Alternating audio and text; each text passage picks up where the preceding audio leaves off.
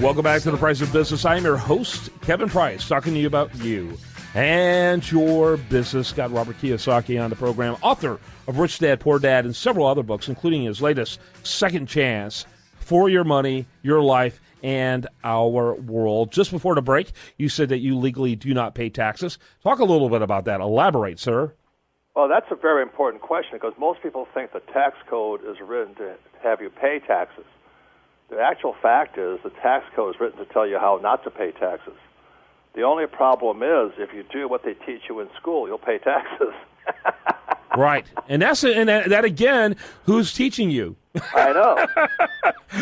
The government is ultimately teaching you. And even though all these schools are supposed to be local, they're under so much federal regulations, they do exactly what they're told to do. And so that's a very good point. Talk a little bit, obviously with a short segment, and I've got a little politics I want to discuss with you as well before we wrap up our time with you. But talk a little bit about how your approach looks in reality and doesn't get someone in jail.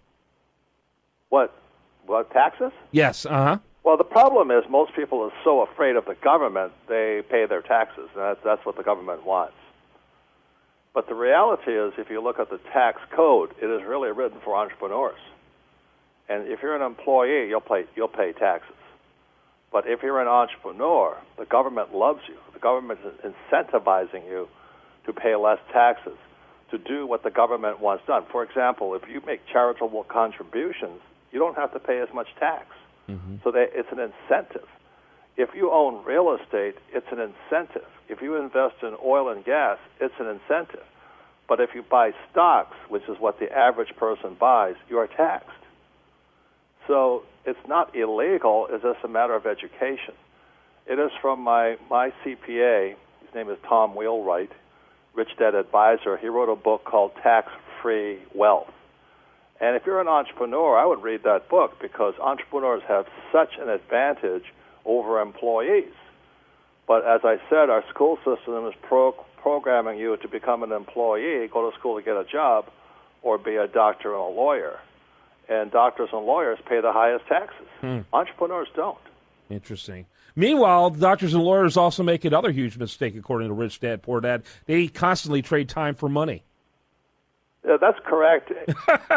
And, so a lot of doctors go bust around 65. People don't know that. They really don't make enough money. And they don't have any education, but they think they do, especially lawyers. I mean, they're some of the worst, because they think they have to know all the answers, but they pay the highest tax rates. Mm-hmm, mm-hmm. And so really it comes down to tax avoidance, and you're saying the tax code lends to that. No, it's not even that. I'm doing what the government wants. For example, the government wants me to provide housing, so my wife and I have about 10,000 rental units. And because we have rental units, we don't pay tax because it's called depreciation and amortization.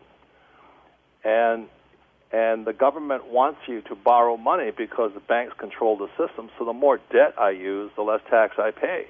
But if you use cash, you pay tax. Mm-hmm. And so the average guy is sitting there going, what? So the government wants me to be in debt? And the answer is yes. Yes, they want you to be in debt. Because if you're not in debt, there's no money created. Because, today the dollar is dead. So when you borrow money, money is created. It's the monetary system that we don't teach in school.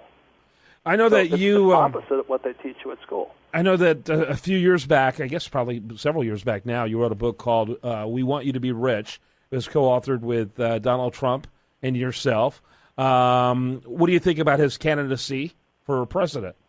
Trump is a great man. He's a fabulous man. And when you look at all the candidates, I'm not Republican or Democrat. I find politics is important, but it's not my game, But given the challenges the world faces today, America's going into pretty much a recession and depression coming up. Which candidate do you want to, face the world with right now, given this time in history? And if we're in severe financial trouble, do you want a brain surgeon, or do you want a company CEO, or do you want Hillary, or do you want a socialist, Bernie Sanders, to face the world today? So, Trump may not be the most polite guy, but he's the most qualified to handle the economy of the United States. Mm-hmm. Have you had a chance to look at his tax bill? It came out earlier this week.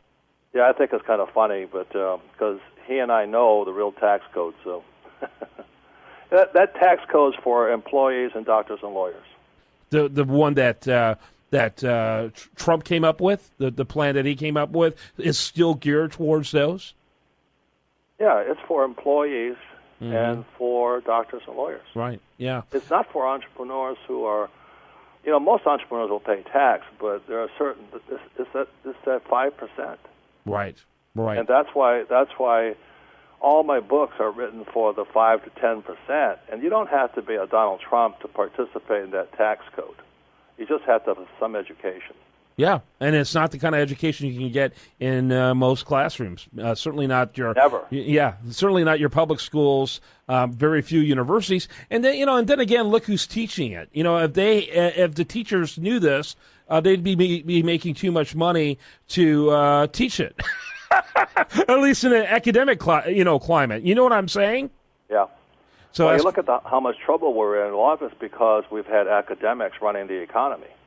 No question about that. We've had people like my poor dad, very good people, smart people, honest, all that stuff. But they're academics; they're not entrepreneurs. Mm-hmm. An entrepreneur is, the reason I pick on Fiorina, she's an executive. She's not an entrepreneur. And entrepreneurs, we don't have paychecks, so we have to know how to make money. And the average person, you cut off their paycheck and they're dead. They don't know how to make money. So which candidate do you want that knows how to make money? Ben Carson, nice guy, but he's a doctor. We don't need brain surgery today. We need a guy who can make money. Talk a little bit about, in your book, Second Chance, talk a little bit about what suggestions you're giving people in light of the incredible macroeconomic dynamics happening today. Well, as I said earlier, Second Chance, and there's a video that goes along with it. The video is free. It's 60 minutes long. It's a 60-minute video on how to predict the future.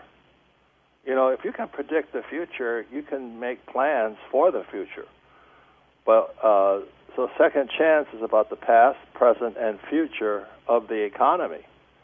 And the economy is very, very bright for about 10% of the people. But it's going to be horrible for 90%. Mm-hmm. So the question I ask the listeners is, which percentage you want to be in. So because most people don't read that well, I created the video called The Man Who Could See the Future, again about Dr. R. Buckminster Fuller. He was a futurist, and how I make predictions on the markets. And it's a very simple video. The book is very simple. But most people are sitting there, listening to the garbage the government puts out that the U.S. economy is strong. We're not strong. We're going into possibly a recession and possibly a depression right now. Yeah, and if you take Texas, and I'm not being just, I love Texas, of course, but the economic reality is, according to the Wall Street Journal, according to the Heritage Foundation, if you took Texas out of the economic figures since 2008, the United States never got out of the recession, Robert Kiyosaki. Never got out of the recession. Man, you're so right on. It's unbelievable. And that's what's covered in the book, A Second Chance, is how the government skews our economic numbers so the average person has no idea about what really the facts are. Yeah. So Second Chance is different. I use a lot of pictures, and they're government pictures, they're government graphs. And then you can make up your own mind rather than listening to Hillary or whoever's the next guy, Obama, whatever it is. Where do we find that video, by the way?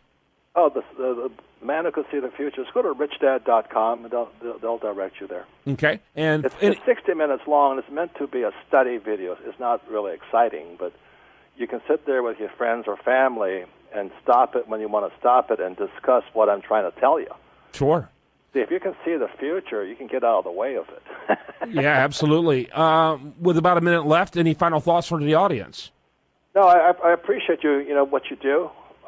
We really do need journalists and people in the media who have the courage to speak out right now, and that's all my friend Trump is doing. He's just speaking out.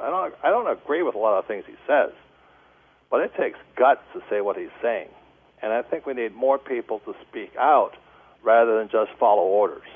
Well, I appreciate your time. We need to get you back on more often. It's literally been years, and I've always enjoyed having you on and always been a proponent of the education you've been doing. And so, Robert Kiyosaki, Rich Dad, Poor Dad, check him out at richdad.com. And thanks for helping people reparent themselves for what they couldn't get from their own folks. All right. Well, thank you. All right. When we come back, much more for you. I do want to remind you, best content here shows up over there at usdatareview.com, and this is The Price of Business.